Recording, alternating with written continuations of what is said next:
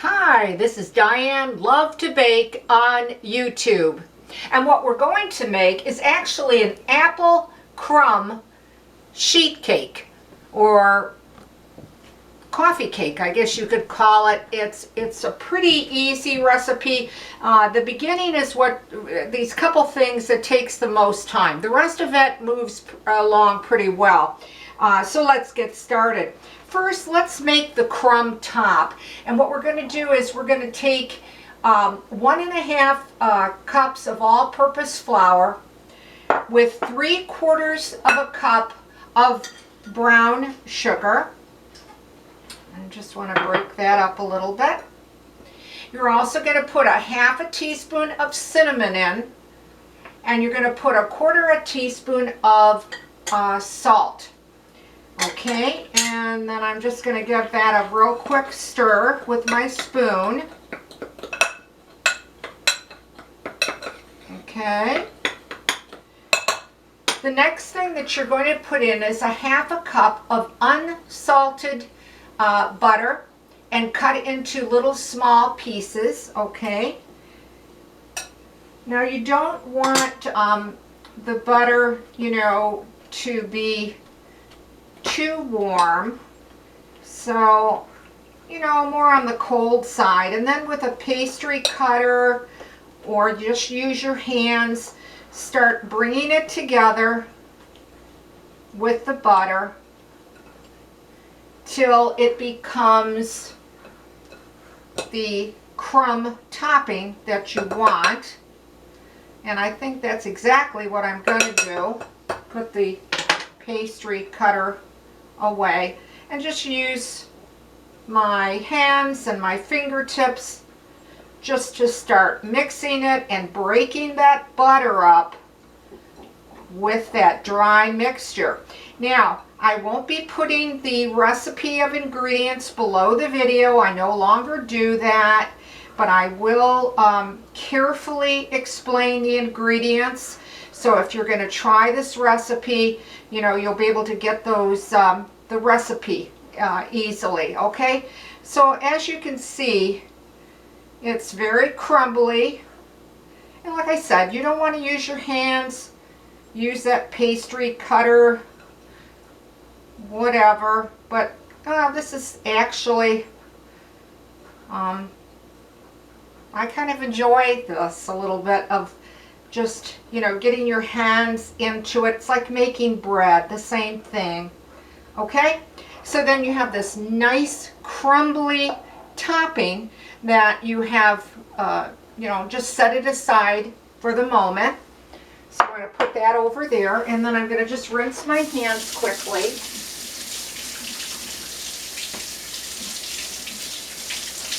Okay, and the next thing we're going to do is put the next dry ingredient bowls and get that going. Okay, so you're going to start off with 3 cups. So this is what we're going to make for the cake portion. You've got 3 cups of all-purpose flour. You've got 2 teaspoons of baking powder. That was 2 teaspoons. You're going to put 1.5 teaspoons of cinnamon in that. And then again, you're going to put 1/2 teaspoon of salt for the dry ingredients. And then I'm just using my spoon just to stir it in a little bit, mix it up a little bit with my spoon. Okay, so now you have your dry ingredients. Now you could use your hand mixer if you prefer. I'm using my stand because it's a lot quicker for the video. Okay, now you're going to need butter, and I would suggest to use unsalted butter. Okay, and I just have to look at my list because I forgot. I'm sorry. 1 cup of unsalted butter that I cut up in little pieces. Okay, this has been at room temperature, so it shouldn't take too long to cream it.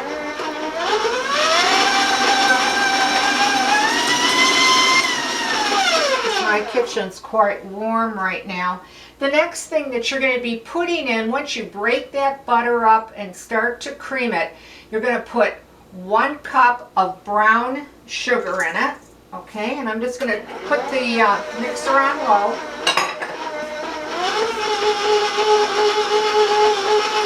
You're also going to be putting in a three-quarters of a cup of granulated sugar in. Start creaming that in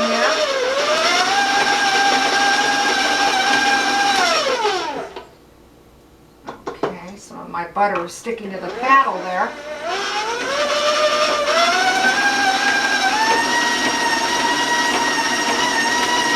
Okay, now once that you got your butter, your brown sugar, and your granulated sugar in, you're going to need 4 eggs, and we're going to put in 1 at a time. They've also been at room temperature. That's the second, the third, and the 4th egg.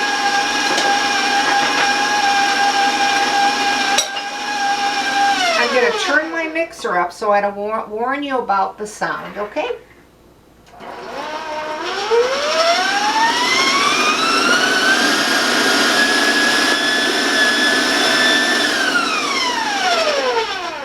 The next thing you're going to be putting in is vanilla. So put 2 teaspoons of vanilla in, beat it in.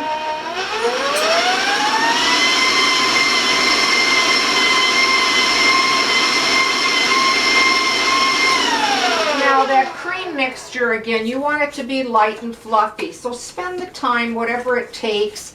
You know, I don't know, it might take 2 minutes, 3 minutes. It really depends on the speed and the of your mixer, or if you're using a hand mixer.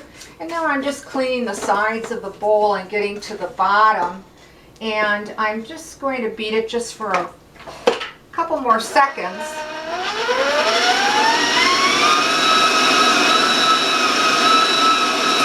Okay, and then I'll show you what I got so far. Okay, I hope that you can see that. And now we're going to start to take the dry ingredients and alternate it with a cup of milk. Okay? So we're going to put some of that dry in. And it's on medium-low. You don't have to beat this really long. Just wait till it's really combined. Because you know you don't want to overbeat your cake batter.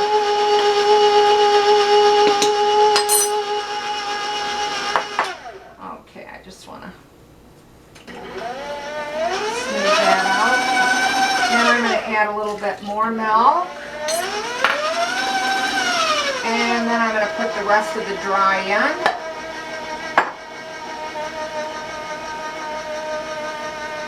Okay. And the rest of the milk.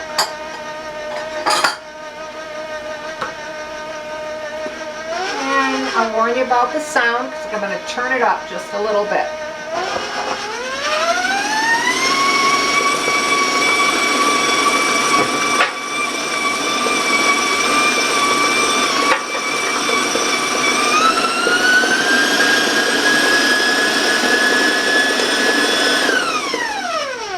Okay, and you can kind of see how quickly it does come together, especially when I put it on high, you know, due to the video, it brings it in quite quickly. Okay, so I'm going to take the paddle off, take my excess off here quickly.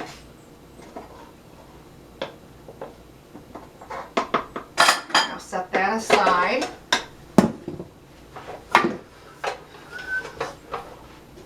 Okay, and then I just want to make sure that I've got the sides all blended in and at the bottom of that bowl, that mixing bowl.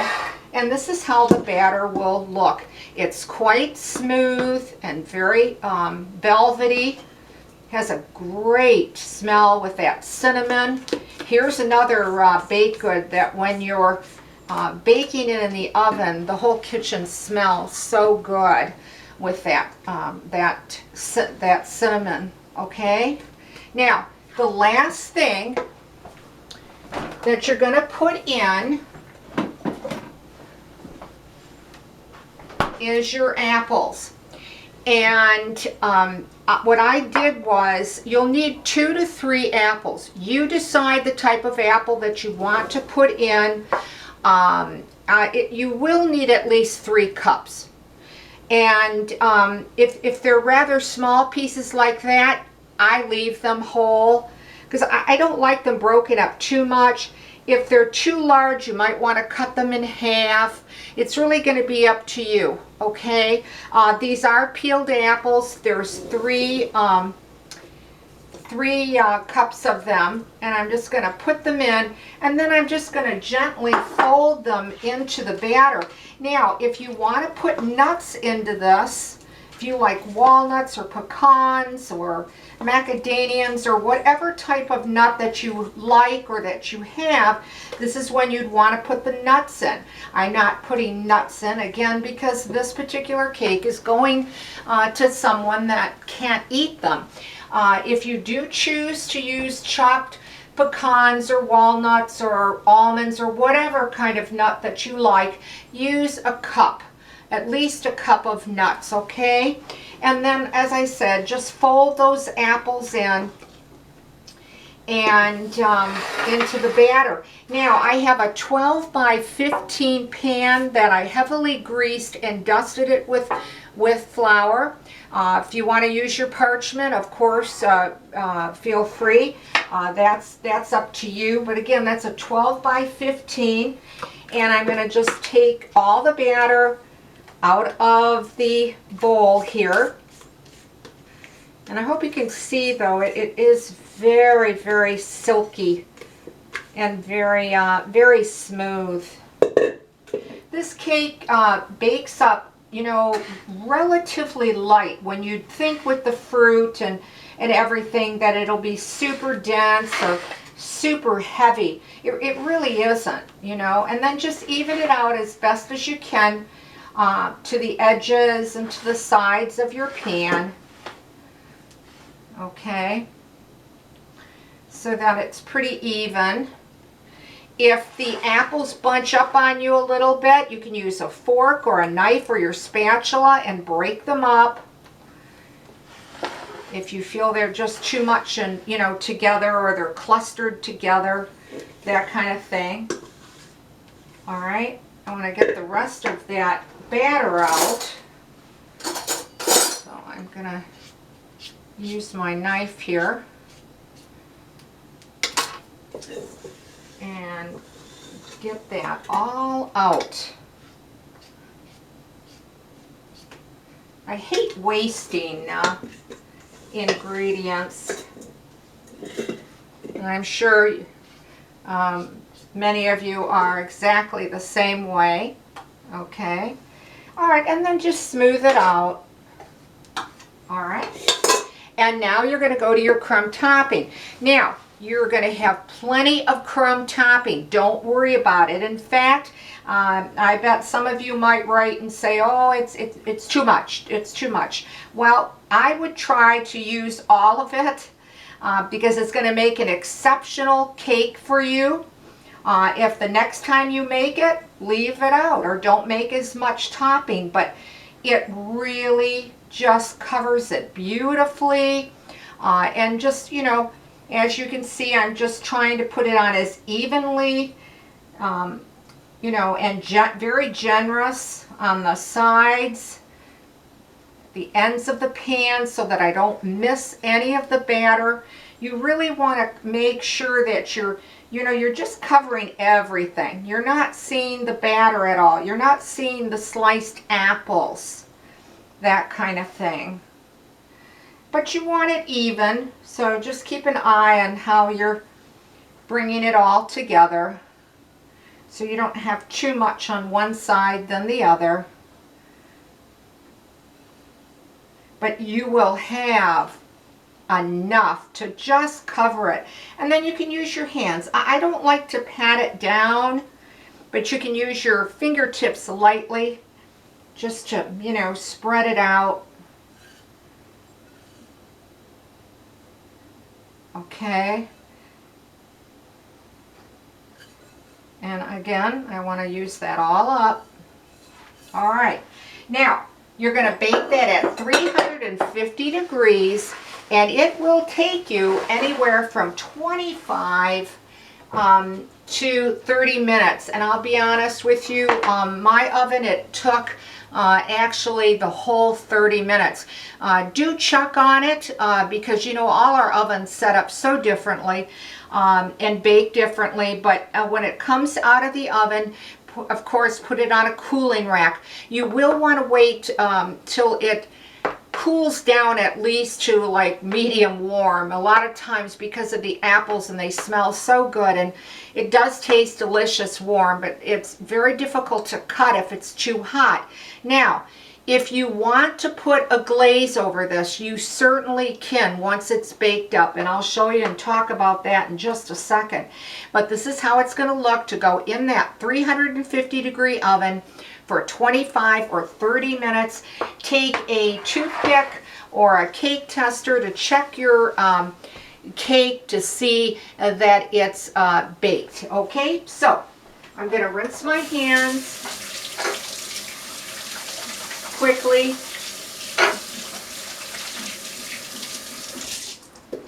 And then I want to show you what it looks like once it's baked up. And this is how it's going to turn out. This does not have a glaze on it. If you do want to put a glaze on it, I usually let it cool down a little bit before I do that. You know, what I would suggest to do is you could take about 1.5 cups of powdered sugar, and then you'll want to use milk. You can use water if you want. Milk is actually better. And just make it to the consistency of glaze, how thick or how thin that you want it, okay? I have put glaze on this, but generally I do like to put it on right before that I'm going to serve it, because if you don't make your glaze really thick, it seeps in a little bit too much, and I don't like the look of it.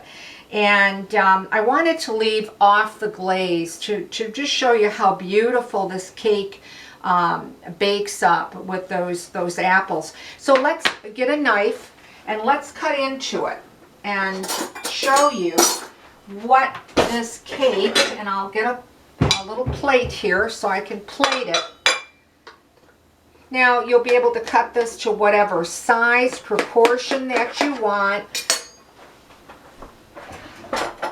I generally, you know, don't say to you how many slices you can get, because, you know, it's really up to you of how large you want to make these pieces. This little piece here is about, I think, appropriate size for somebody. And I don't know if you're gonna, I'm gonna try to, yeah, I guess I can pick it up to show you. You'll see these beautiful, and I'm gonna get a fork here. These beautiful apples, and the topping, the crumb topping is nice and thick and generous. So every time someone takes a bite of it, they'll have a bite of apple, they'll have a bite of the nice crisp top. And this is just a delicious cake, cold as well as warm. If you want to leave out the glaze, also you can top it with whipped cream.